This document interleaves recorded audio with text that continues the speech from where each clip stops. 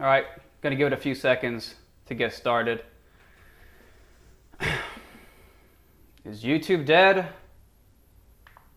I don't know, ladies and gentlemen, but things are getting crazy. Okay, so I think we are good. Well, guys, Susan Wojcicki has released her second video since the absolute abomination that was her first debut video on her brand spanking new YouTube channel. And after getting a ridiculous number of dislikes, I'd like to see what Susan's second video is after she has already acknowledged that basically there's a major problem with YouTube right now and they're disenfranchising all of their employees, because that's basically what a YouTuber is. A person with a YouTube channel is an employee for YouTube, basically. So in her next video, since that apocalyptic first fail, will Susan pretend everything is okay? Well, I haven't seen the video yet, but let's watch. And then we'll go into the nitty-gritty details of the crazy shit that's going on with YouTube. And my theory that YouTube is being basically, first of all, they're selling out to the TV establishment. And if anything, the TV establishment, the old, dead, archaic TV establishment, they're trying to, you know, I think YouTube is scared of the of the TV mafia, and the TV mafia is just strong-arming YouTube into conforming to them, but we'll get into that. Let me check the health of the live stream real quick. All right, perfect. And let's dive in. Hi everyone, I wanted to explain today why I'm starting a YouTube channel. They better be good reasons after all hell broke loose on your channel. 3 reasons why I am creating a YouTube channel. First of all, I wanted to use it as a way of communicating with creators. And you got a lot of communicating to do, lady. Holy shit. I mean, you don't think it was important to communicate with your creators 4 or 5 months ago when the adpocalypse was unfolding, and you guys basically changed the entire ad revenue, ad rate algorithm. You guys changed the entire demonetization, what is advertiser friendly thing. I never got a fucking email from YouTube. YouTube will not hesitate to send me an email when they're saying, oh, you got demonetized here. Well, now they send them. 4 months ago, they wouldn't send you shit. A video from 6 months ago would get demonetized and you'd have no idea about it. But they'll send you an email saying, copyright infringement here, you fucked this up here. But they'll never send you an email letting you know that they basically drastically altered the policies, the algorithms. And what we're going to find out soon is that YouTube has taken the you out of YouTube. It's no longer about you. It's just tube. It's just tube. It's just television. We'll get into that. You're gonna be freaked out. use YouTube and YouTube videos as a way of connecting with the creator community. Oh, thank you, Susan. Whenever I go to a new country, I always try to meet with creators in that country. I love meeting them and hearing their stories about how they became YouTubers, getting their feedback and having a dialogue about YouTube. Recently, I went on a trip and I was in Warsaw, I was in Paris, I was in Berlin, and I was in London. And I met with creators in every single one of those cities. And when I came back, I thought, wow, that was so productive. I really enjoyed meeting all those YouTubers, but there's so many more out there. How do I build a really scalable way to enable creators all over the world? Scalable. You want to know what scalable is, guys? This is what scalable is. Do I have it here? I hope I took a picture of it. I don't think I have it here. It's just a picture of the massive number of dislikes she has on this video. On her new video, it's already like 90% dislikes. I guess that's what scalable means. It means actually interacting with people, normal YouTubers, who comprise a massive chunk of the base that is the YouTube experience, and being able to hear their grievances. And that's what happened in your first video. To have a conversation with them about what's on their mind and simulate that experience. And I thought, why don't we do videos? I can get questions from the community and do regular updates based on the questions that I'm getting from creators. I love there's like 400 jump cuts here. emulate that experience. And I thought, why don't we do videos? I can get questions from the community and do regular updates based on the questions that I'm getting from creators. That's the first reason why I was excited to create. Look, I don't want to hate Susan, and I don't hate Susan personally. Is it incompetency? Is the TV mafia strong-arming YouTube for being so innovative and so amazing a platform for media distribution? I don't want to hate Susan, though she is a very feminist-leaning individual. She's always harping. I mean, today was like Girls' Day on Twitter or some shit, and she did a video talking about it was Girls' Day.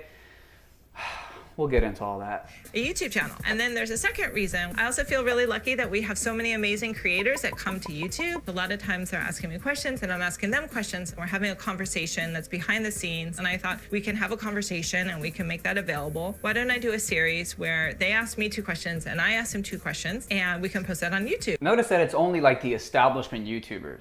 It's only like the establishment, super pristine, perfectly packaged, politically correct YouTubers that she meets with. That's the thing about the internet, and I know you understand this, Susan, is that technology, Gary Vaynerchuk has a great quote. He says that technology exposes us. And that's what technology is doing.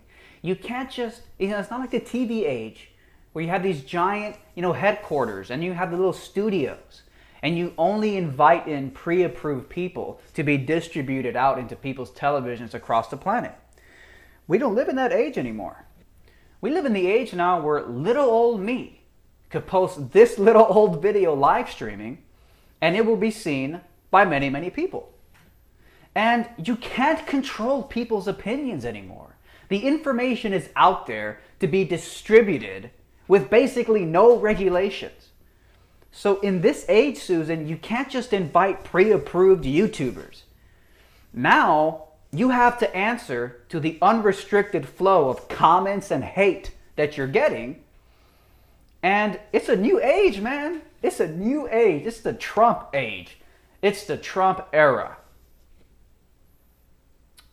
So many ideas. We'll get into it. Let me just check the health of the live stream real quick. Live stream health is looking absolutely pristine. Let's keep going. My idea was to call it 2x2 at HQ. And the third reason why I wanted to start a YouTube channel was to test and to use all of these creator features myself. I've been using YouTube since the very beginning as a viewer, and I've been uploading private videos. But when you're a creator, it's a different experience. You're thinking about thumbnails, the title, the descriptions, analytics associated with it. There are many features that are creator facing only, and I really wanted to use them to make sure that I understood the creator experience. We have lots of teams who are dedicated to working with creators. They spend a lot of time trying to understand the perspective from creators and figuring out how they can build a better product for creators. But I also wanted the opportunity to be a creator so I could use these products and test them out so that I also could think about how we could build an even better platform for creators. Oh, God. You want to be a creator so you could build an even better platform for creators. When I think of the word creator, it's a very bleeding heart term that to me implies, and I don't mind the cat there in the background. It's a bleeding heart term that implies like the little guy. We're just creators. But here on Demi Lovato's Twitter page, actually, earlier today, she posted this tweet on the cover of The Hollywood Reporter with YouTube's Suzanne Daniels and Susan Wojcicki. Simply Complicated is coming on October 7th. And if you zoom in on the photo, you see here, there's Susan, there's Demi Lovato. And if you zoom in on the bottom, it's a bit hard to see, but it says, can YouTube spin stars like Demi Lovato into a platform that rivals Netflix, Amazon, Apple, and I think it says other power players. When I think of creators, the term sounds like something you would say about the little guys, just the everyday folk who want to offer their inspiration and their creativity to others in this wonderful platform called YouTube. But when I think of the word creators, I don't think of Demi Lovato. You know, YouTube TV has been a project that I've seen Susan at the head of for a long time now. And I think it was Ellen DeGeneres, I think it was Kevin Hart, Demi Lovato, and other big name celebrities trying to get like little shows on YouTube. So what I'm trying to understand, Susan, is you're talking about creators. You're talking about you're doing it for the creators. Okay? Do I count as a creator? Do the countless people who've had their videos demonetized, and it's not just little guys. You got Casey Neistat, Philip DeFranco, countless other big name YouTubers calling out YouTube for engaging in very shady tactics. Okay, and I'm going to pull out one of these shady tactics right now. This right here, you guys probably heard about this. This is Philip DeFranco. Dear YouTube, your response is bullshit. It's not true. People are tired of this. Be better.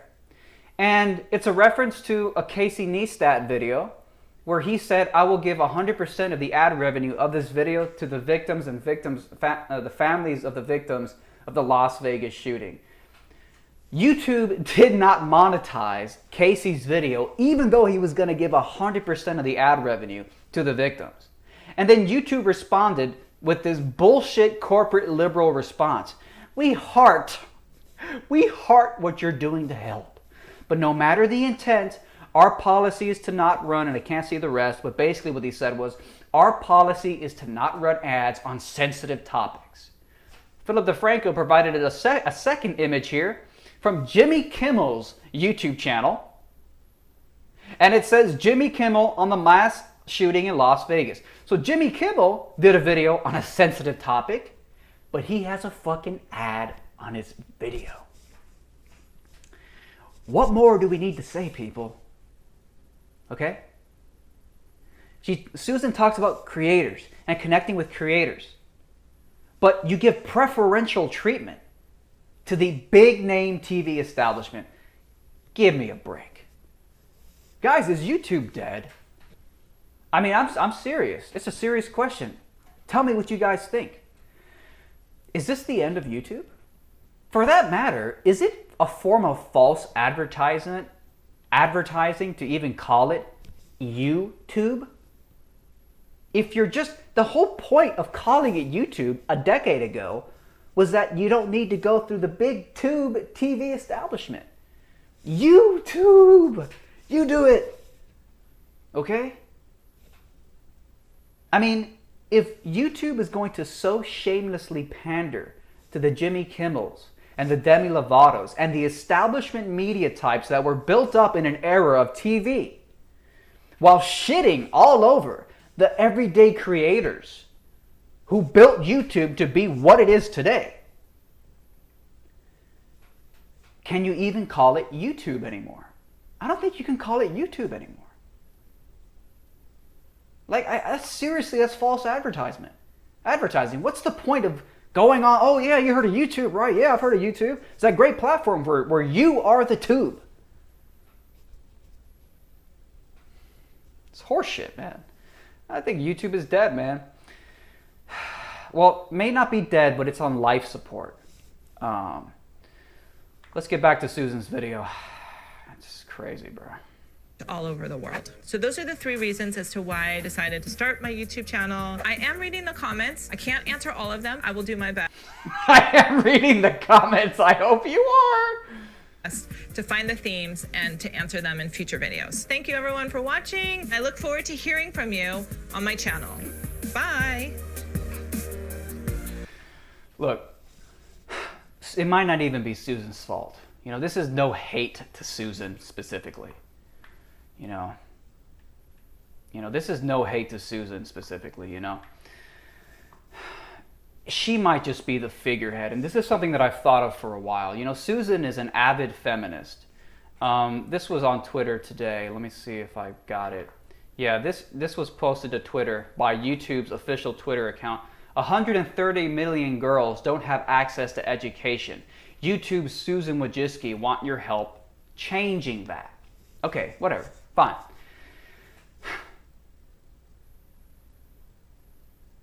When you talk about,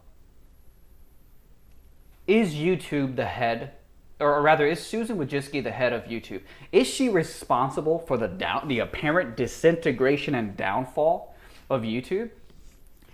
I don't know if she's the one making all these decisions, but as the CEO, she's currently the face of YouTube. But she's an avid feminist. And it's not about pointing out feminism specifically, but it's a weird trend that I've noticed that whenever feminism peaks in a certain industry or realm of society, that realm has reached its apex, its climax, and it's about to come crashing down. I think that was the case with the 2016 election. The two primary candidates was Donald Trump and Hillary Clinton. As polar opposite as you can get. The fucking racist, misogynist, womanizer Trump and the feminist, politically correct Hillary Clinton. You know, back in the old days, civilizations, let me check the health of the live stream real quick. We're rocking, we're solid. You know, back in thousands of years ago, civilizations would collapse and die in the most intense ways. There would be warfare, and other nations would come and take that country over. But I think in a modern age, countries will no longer end with such a bang. And I think it's because we live in a modern technological age where there's more resources to go around, and we have the time and the spaces and the freedom. When a civilization collapses, it doesn't have to be this barbaric takeover. Now it's like a soft kill. I think the 2016 election was the death of America. You know, civilizations reach their peak and then they die, and then a new civilization comes up. I think the 2016 election was the death of America. And with the death of America was the death of Hillary Clinton. She was the last face of what we once knew as this thing called America. And Donald Trump was this new paradigm, this new era of Americanism. It's not that what made America great is gone forever. It's just that it had to die before it could come up and be resurrected. So I notice this trend a lot. If you see a feminist at the face of a company, that's a good sign that that company is about to die. You know, YouTube was founded by these two guys, these two Silicon Valley guys. And from what I understand, Susan, these were two Google guys, I think. Susan, back in the day with Google, I don't even think it was with YouTube. Back in the day, like in Google's early days, she hosted these two big name Google dudes, programmers I think they were. She hosted them. Susan hosted them in her garage. So from the very beginning, Susan always had a very maternal role in tech. She was hospitable. She provided hospitality to the two men who were grinding away in her garage, coming up with the foundation of Google, for fuck's sake. But I think what's happened is that now Susan has just been put in front of YouTube as the face of YouTube. They just put a feminist CEO up there, put a female feminist CEO as the face of YouTube. And I think to me that indicates that there's a problem with the organization of YouTube. When you see a feminist in charge of something, I've noticed a trend. It's a sign that that thing is going to implode soon. It's done. And what a coincidence that when the feminist CEO takes over, within a few years, YouTube starts to fucking turn to puff. You know, don't focus so much on not having access to education when the very company you're using to reach girls and give them educational tools, the very company is falling apart. This is just fucking crazy, bro.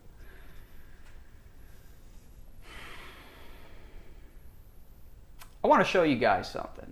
Before I show you guys, I want to also show you guys the incredible Screw YouTube, Go Fuck Yourself t-shirts. The shirts are available now. I'll put a link. It's right there in the description below. Go get a damn shirt.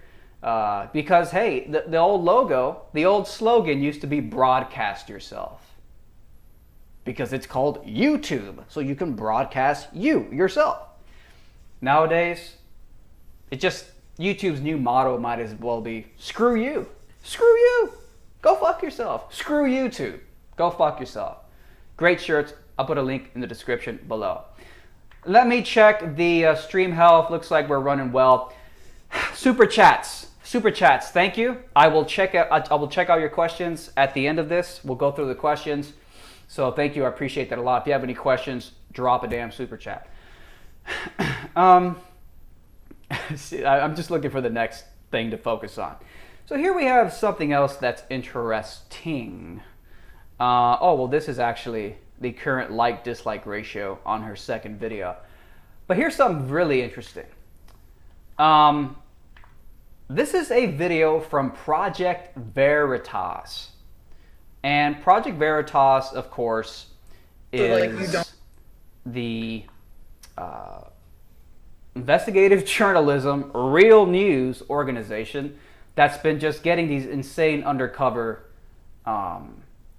stories.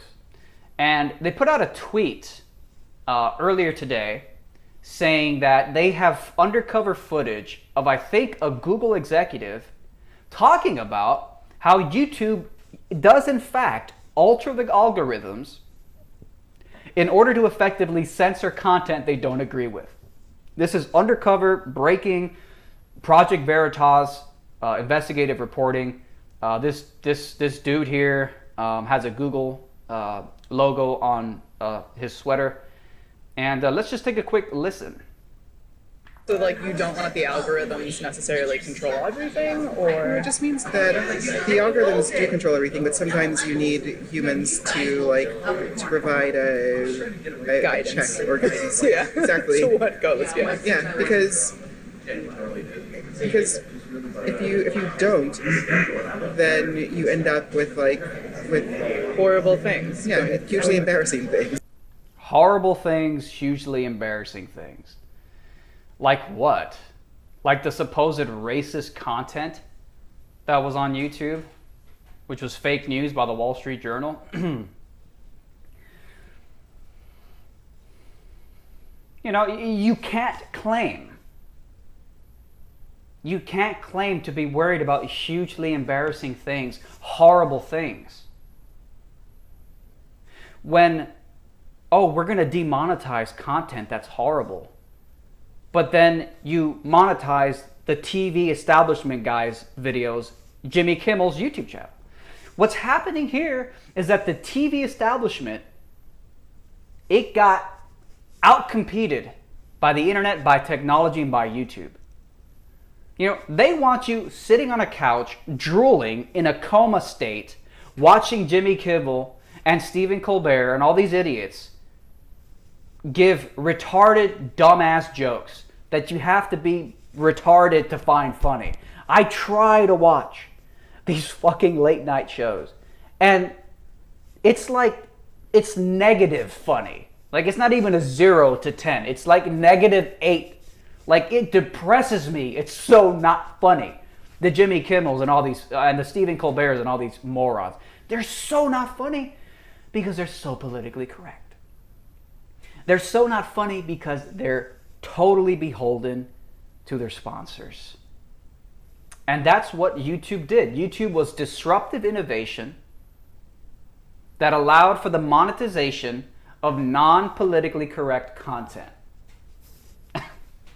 And it's fucking madness, bro. Let's see, what else we got here? Oh dear. All right, here's another one. I find this will be fun.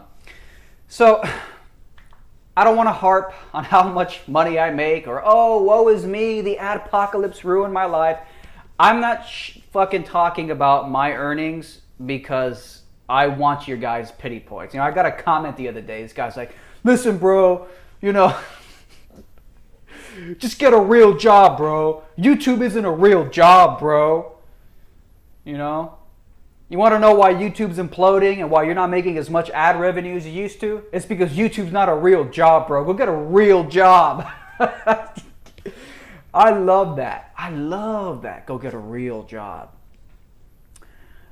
Get a real job is what people who hate their jobs say to people who love their jobs. All right? Your bitter, nihilistic, pessimistic outlook on life, where you can't go out into the world and try to make a living doing what you love, does not apply to me. So stop. All right.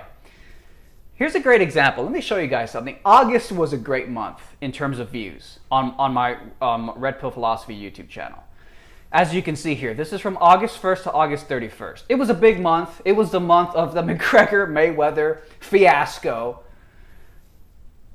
I generated for YouTube 4.5 million minutes of watch time in the month of August. 4.5 million minutes of watch time in the month of August. 2,100,000 views in the month of August. 2 million views, 4.5 million minutes of watch time, generated $376. Now, I'm not here to complain. I'm a smart dude and I found other ways to monetize my work, shirt sales being a big part of it. And thank you for all the people who buy my damn fucking t-shirts, which I shamelessly promote. Yes, I'm a shameless t-shirt salesman. But putting aside me and whether or not you think it's money or whatever, money that I deserve or whatever, just in terms of the ad rate, just in terms of how much is 2.1 million views worth? How much is 4.5 million minutes of watch time in 1 month alone? How much is that worth? Would you say it's worth $376? I don't think that's the standard. Meanwhile, Jimmy Kimmel posts non-advertiser friendly videos about the Las Vegas shooting, and he gets monetized. I've noticed this with ABC News, NBC News. Now they all have their own fucking YouTube channels now.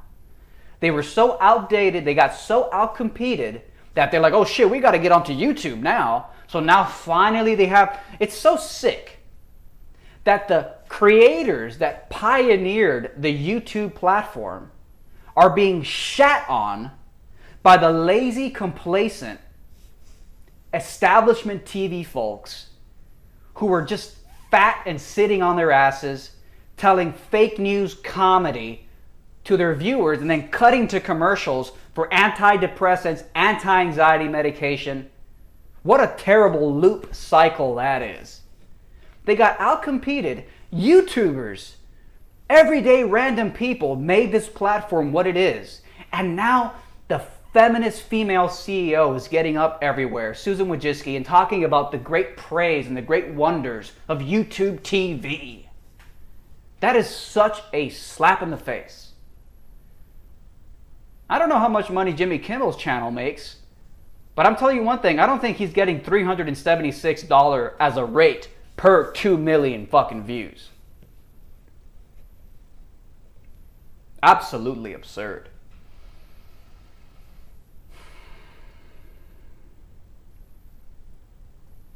It's crazy. Don't mind me, sometimes I go silent. I think awkward silences are not awkward. Sometimes you just have to shut the fuck up and let the silence settle and wait until something, don't force yourself to say something just because it's quiet. Sit there, let the quietness happen, and then wait for something authentic to arise. So yeah, I'll tell you one thing. Before the adpocalypse, if I were to get 2 million views, I would make roughly a little more than $2,000. So you can see that's about a 75+% drop. Enough about my finances, because some of you guys don't like to hear about that. So there you have it. I mean, what else is there to fucking say? It's crazy. Is YouTube dead? Have we reached the end of YouTube? Let me wait for this to play here. Hi everyone. Will YouTube die the the way that the old era of America died with a big fat feminist face on top of it, Hillary Clinton? Will YouTube follow a similar fate and die with the face of a feminist, Susan Wojcicki, in front of it? I don't know. This ship needs to be turned around now. And it's not just smaller time YouTubers. You got YouTube channels with millions and millions and millions and millions and millions and millions of subscribers who are pissed off and feel completely disenfranchised. What is going on, YouTube? Susan Wojcicki, what is going on over there? Are you being strong-armed by the TV establishment? By the Wall Street Journal? That you have to pay to read an article? Come on. You can pay to read a fake news article from the Wall Street Journal, or you can watch PewDiePie videos for free. Now tell me where you think the majority of people's attention is going to go to online. Paid Wall Street Journal fake news, free PewDiePie videos. It's very obvious what's happening here. They can't compete. Really, they can't compete with authenticity. You would have never seen a PewDiePie on television. Ever. I mean, the fact that Disney disowned him because he said something supposedly insensitive proves that PewDiePie would have never been allowed on television. So they can't compete with authenticity. They can't compete with just somebody like me in my home talking to you. That they can't. They have to have pre-planned guests on their little late night shows with pre-scripted questions, with editing, all pushing a politically correct agenda that won't offend their corporate antidepressant, anti-anxiety medication sponsors. And they're angry that we have revolutionized media here on YouTube, largely. And is YouTube just afraid of TV?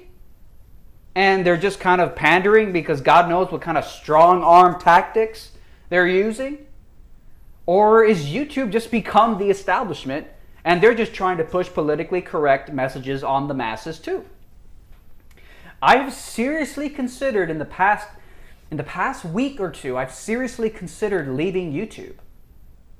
It's come to this.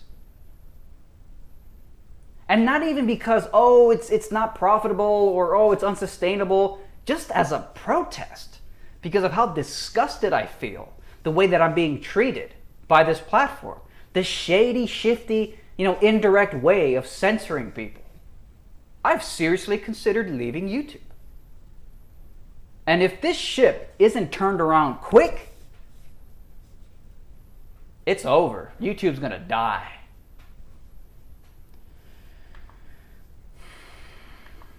Well, thank you guys for watching. I think it's time to delve into the chat.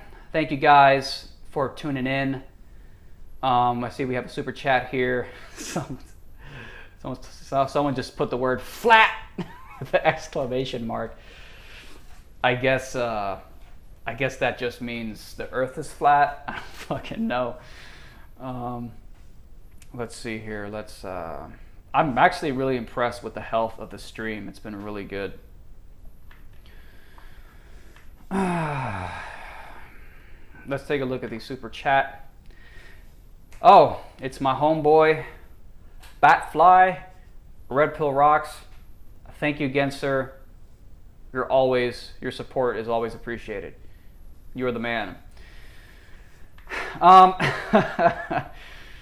Anyways, so someone's saying you should move to VidMe or Minds.com. Eminem.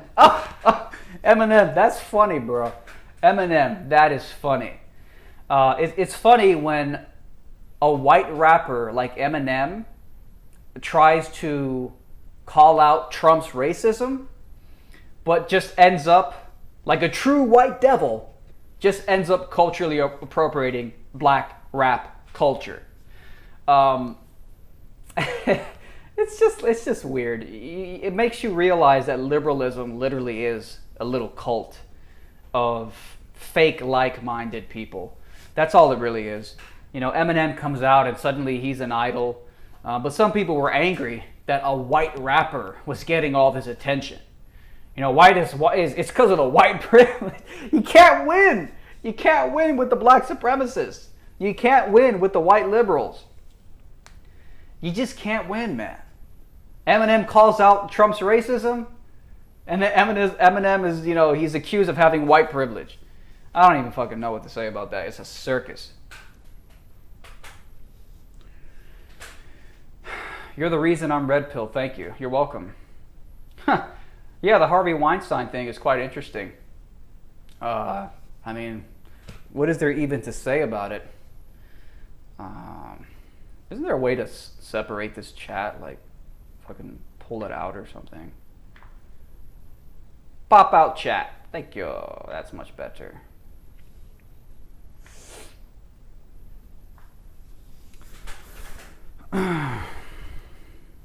Yeah, I thought about going to VidMe. I love you too, bro. I love your beard. Thank you. I've worked long and hard on this beard. You have no idea. Beards are a full-time job. Thank you, KT. Make me some food, okay. Only liberals could believe they live on a ball. I love the flat earth topic. I watch hours of flat earth videos, and I ain't ashamed of it.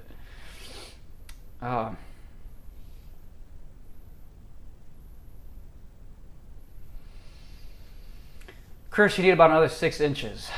Is that height or penis size? I'm not sure. No, you can't call me Phil. No. More of the cat. I will. I want to have a beard documentary. That's what I want. Beard power. Do I still do meditation? No, I gave up on meditating completely. Completely gave up on meditation. I don't know. I just found the meditation thing to be. I don't know. I don't want to totally discount it and say there's no value to it, but I just found myself getting frustrated. You know, and I've heard some theories before. $2 super chat. What is your opinion about Harvey Weinstein? Well, what else is there to say other than A, it shows the hypocrisy of the so-called male feminist, the leftist feminist, the liberal feminist. Time and time again, male feminist liberals get ousted for being total fucking crazy, groping rapist maniacs. You know, maybe liberalism is always a form of projection. When they call you a racist, they're just hiding the fact that they're racist. When they call you a sexist, they're just hiding the fact that they are a sexist. And on and on and on, and it never ends. So Harvey Weinstein, another good question is, why now? What is going on now that this big name Hollywood lefty guy is being exposed? Even today on Twitter, Ben Affleck had to release an apology because he supposedly groped some woman on live TV back in like the 90s. And Ben Affleck, a fucking total lefty liberal, coming out and apologizing for being a sexual predator. What the fuck is going on? You know, is there some type of massive paradigm shift that's taking place right now? Some kind of crazy paradigm shift where for so many goddamn years the Hollywood liberal elite had control of the narrative? I mean, Trump's fucking president, for fuck's sakes. 49-1. That's a funny one. Trump is the president. Could it be that we're entering a new era where the Hollywood liberal elite will no longer have the moral high horse to dictate what is morally acceptable? Man, that would be unprecedented times if that's what we're moving into. Did I get an SNES Classic? Nah, bro. Like I have aspirations to play video games, but I never find myself pressing the fucking on button and actually playing them.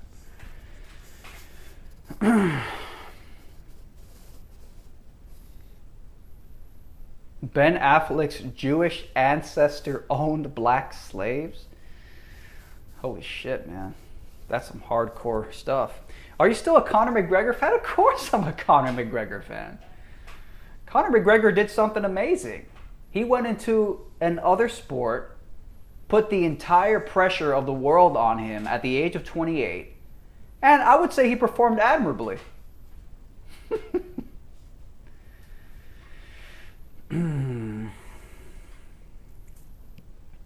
Well, I'll type one. I'm probably going to vote for Trump, so I'm typing one. Bitches. We was kings! Yeah, indeed, we was kings.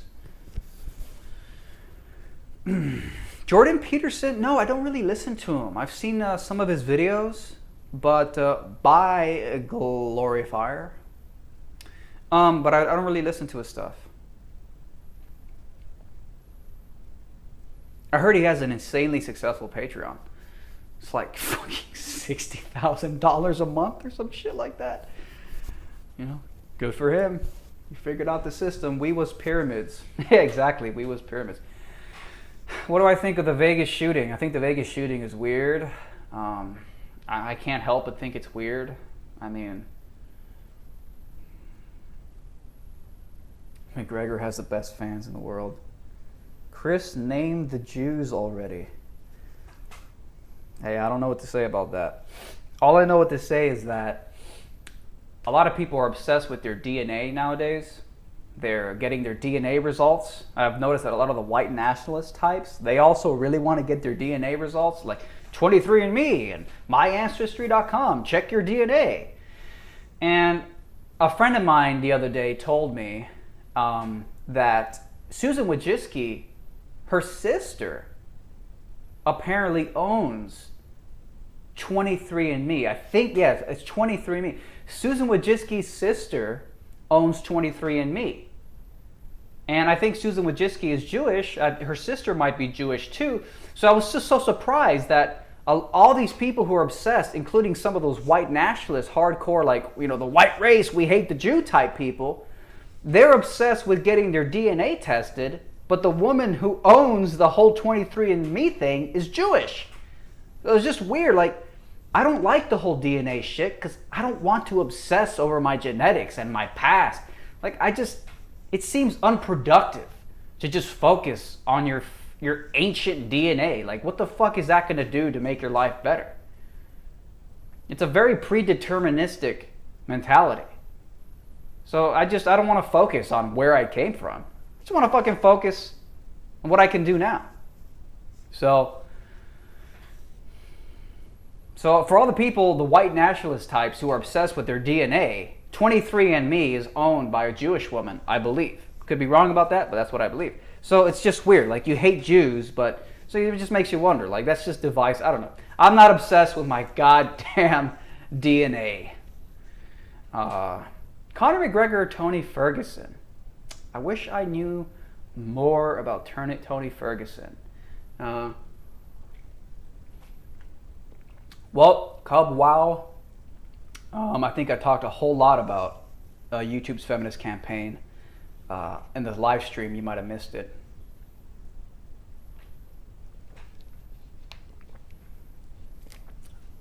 Well, look, Lego Freak 446, you say white nationalism is not wrong, and you say Zionism is evil, and you said, quote, fuck Jews. I hope you haven't gotten a DNA test on 23andMe, because from what I hear, it's owned by a Jewish woman, you know? So it just seems weird to me to focus so much on race when some of the people pushing the race awareness campaigns, the racial genetics, where did you come from campaigns, one of them happens to be Jewish. So it just seems like an inconsistency to me. It's getting hot in here for some reason. Fix that.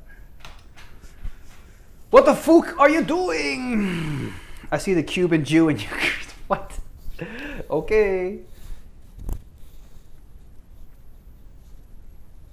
One person says, what if they keep records of the most white people and then they will attack them in the future?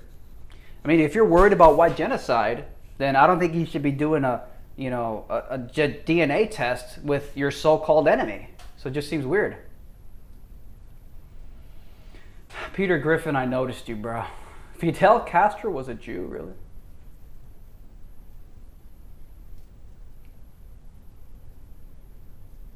Does anyone here hate the new trending page? The new trending page is totally fucking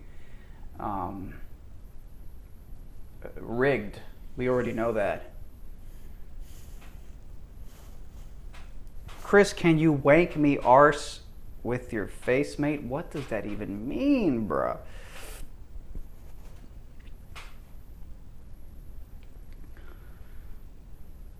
What do I think about Eminem's rap? I mean, I talked... No, I don't really watch anime. Batfly, man, you're just dropping super chats, bro. What does that mean? I'm trying to read your Tazzy. What is that? Correcting the stigma of psychedelics. Where did I hear that? I heard that recently. That title. I can't fucking remember where I heard it. Anyways. Man, I fucking heard that. Where did I hear that? Wait, wasn't that fucking actualize.org guy? Anyways. Nice beard. Thank you again.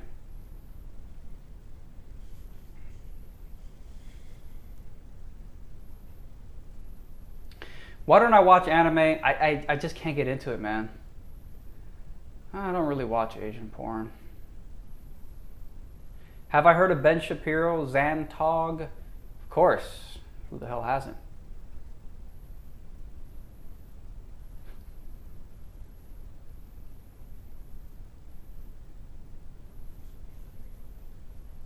Breathwork can act like psychedelics. Yes, indeed. I've actually done some breath work.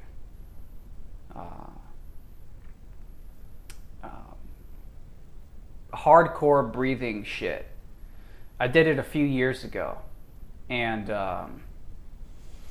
it's not like, ooh, let's just breathe. No, like it's a specific type of breathing where you inhale and you exhale in such a way that you eliminate the time gap between the inhalation and the exhalation.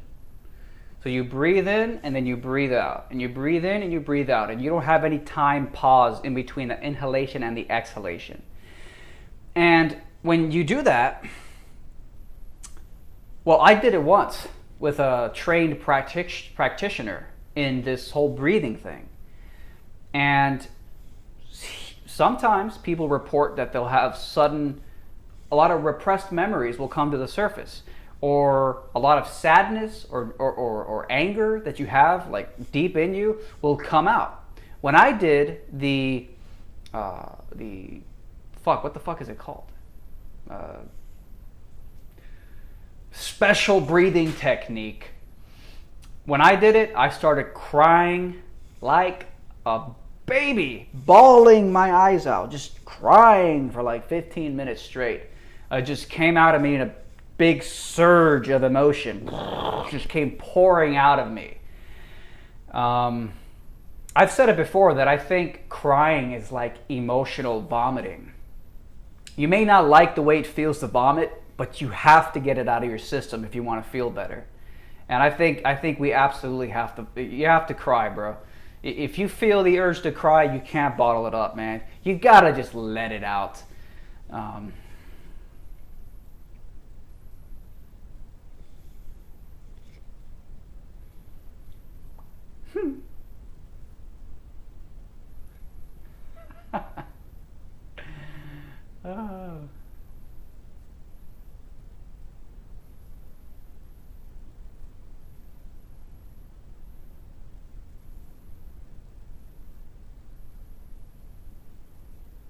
Flex my bicep.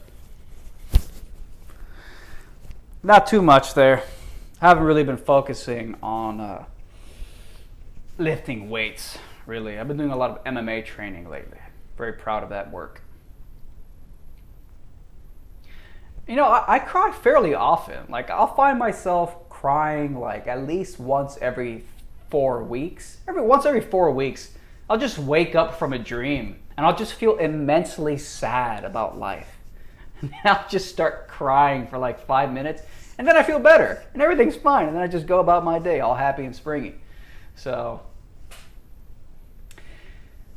Chris versus McGregor. I mean, I cried when McGregor lost because I put $230 on him. I didn't cry. I put $400 on Conor McGregor. So imagine how I felt. Oh, shit.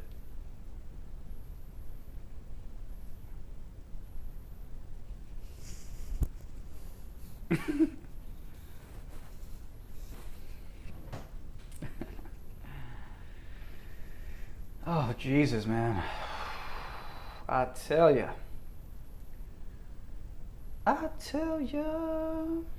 Just checking something on my phone here real quick, guys. So what are you guys up to, man? Like, what the fuck is going on, bro? So you guys are just at home chilling, and I'm at home chilling. Is that what this is all about here, guys? Let me just make sure that camera looks 49-0.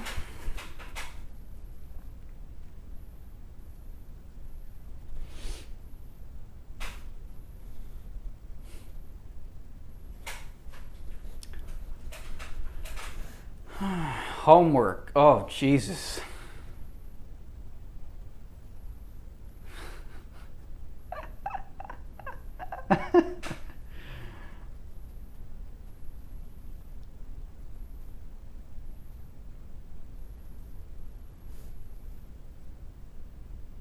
I told you, I've already heard of Ben Shapiro.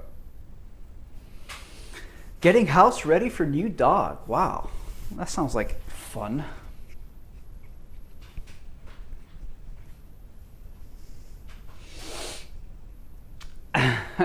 I hope there's no one jerking off to me right now. Please. I beg you. Please. No gay men masturbating to me. Please. Flat Earth. I got a Flat Earth video that I fucking... Sean Porter. No, I'm not getting married because... I don't like marriage. I think marriage is bullshit. And not necessarily because I watch ODD TV's videos, actually. Yeah. I mean, please. I don't really watch the Lauder Crowder very much.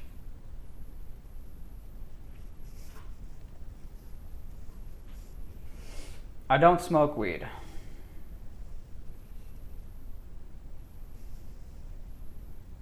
AIDS legal in Cali. Indeed. Yes, MGTOW is, not MGTOW, marriage. I don't like the marriage thing because it's not even necessarily because, oh, the court system is so unfair to men, which I'd say that's generally true. My reason for not liking marriage is that I'm just... How bad did your dad fuck up your door prepping for the hurricane? Hey, the door's been reinforced, so it's sturdier than it ever was before. So he actually fucking he helped the damn door. Yeah, just my whole thing with marriage is just like, I just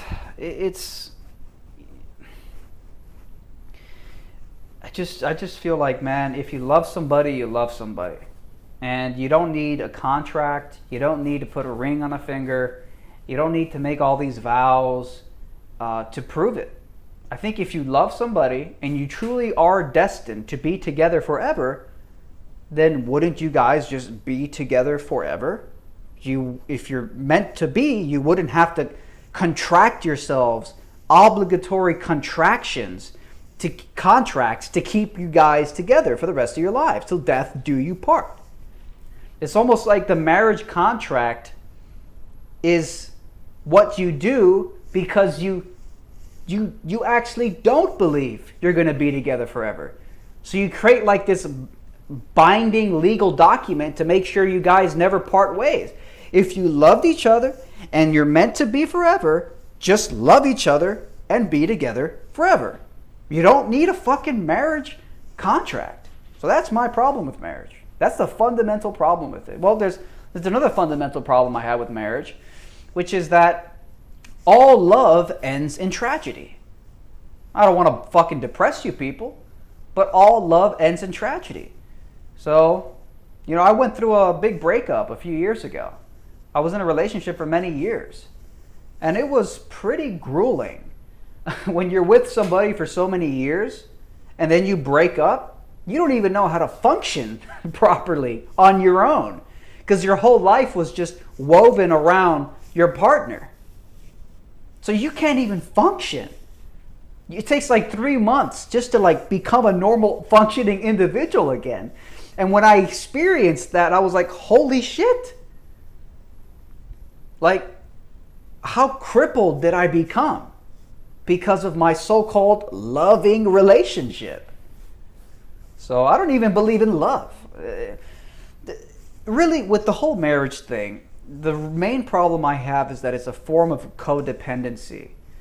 I think there's nothing wrong with connecting with people, having people that you love and you cherish and that you have a lot in common with.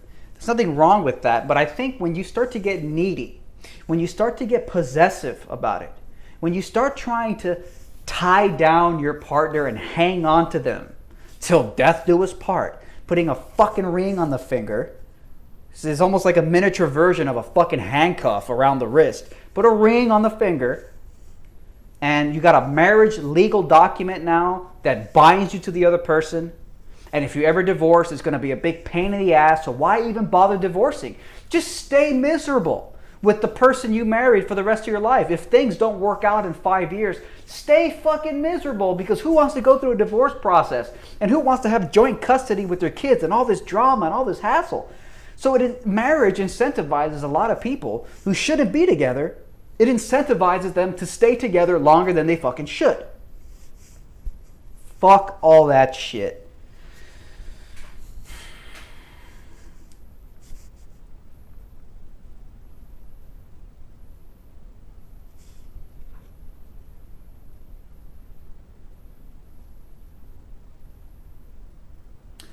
What is my job? Part of what I do is freelance writing. I do some freelance writing work. That's a big chunk of what I do on the side. But my main focus is red pill philosophy. I don't own guns. Yet.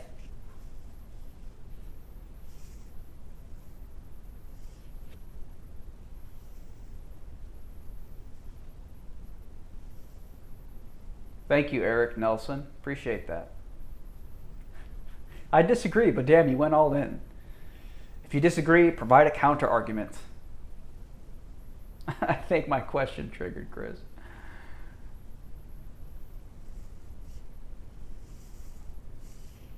Work for InfoWars. I'm in Miami, Kool-Aid.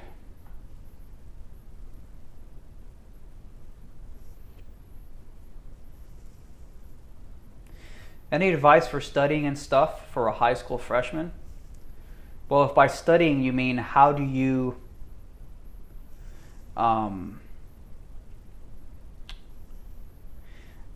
move forward and get a career in life, which is the stated purpose of school.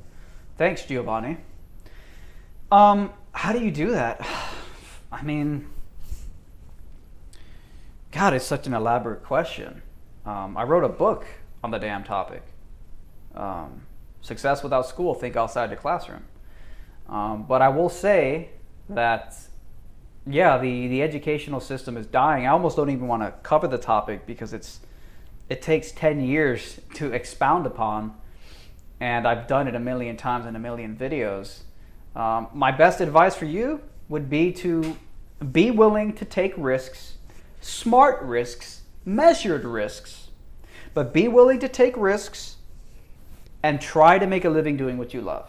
You know, people say, oh, you know, it's so risky to not go to college. It's so risky to try to start a business. It's so risky to do what you love. Isn't it risky to go to college for 4 whole years of your life and go $100,000 in debt for an increasingly diminishing likelihood of getting a job? That sounds pretty fucking risky to me. So when people say, oh, don't take a risk. Oh, you just go to college and get a little conveyor belt and do what everybody else is doing. I think what they're really saying is, I envy you for getting off the conveyor belt.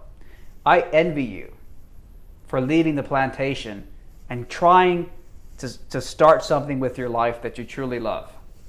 And that's the scariest thing. One of the scariest things in the world is to try to go out there and do something that you love.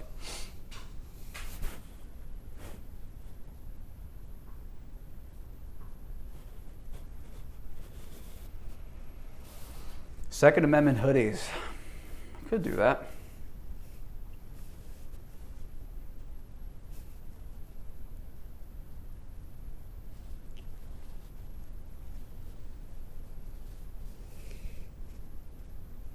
What do I think about sovereign citizen? Asks Minsu Kim. Sovereign citizen, I'm not the most informed person on the topic, but I think that they're on the right direction. In some sense, I think they're heading in the right direction. I think that when it comes to like America is a corporation and, you know, citizens are like basically slaves, I think that they're actually completely accurate in terms of the technical legalities. Like I think it's actually on paper somewhere that you're basically property of America and America is basically like a corporation or some shit like that. What I don't like is that their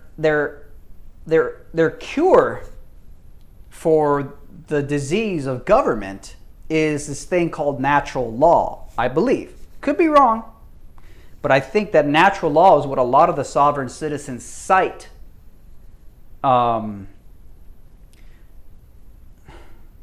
Thanks for not being advertiser friendly, bro. Thank you, regardless. Much appreciated. Really appreciate that, man. My problem with natural law, I think there's a fundamental problem. I think some of the sovereign citizen guys, and I hope I'm not fucking this whole thing up. I believe the sovereign citizens rely a lot on natural law to like formulate their arguments. If it's not the sovereign citizens, then I apologize. But if it is, then here I go. They rely a lot on this thing called natural law. But my problem with natural law is I feel like they rely on it too much. Like they think natural law is like this objectively existing thing that must be abided by. And I feel like it's not objectively true. I don't think it's objectively true that, you know, every man is just an individual and has these individual rights, like, you know, given from God. But I mean, even if it is true that there is a God and he gives these rights, citing the word natural law is not going to prevent the government from bearing down on you. Again, I haven't thought about this shit in like 2 years, so I might have sounded a little bit retarded, but that's just like a quick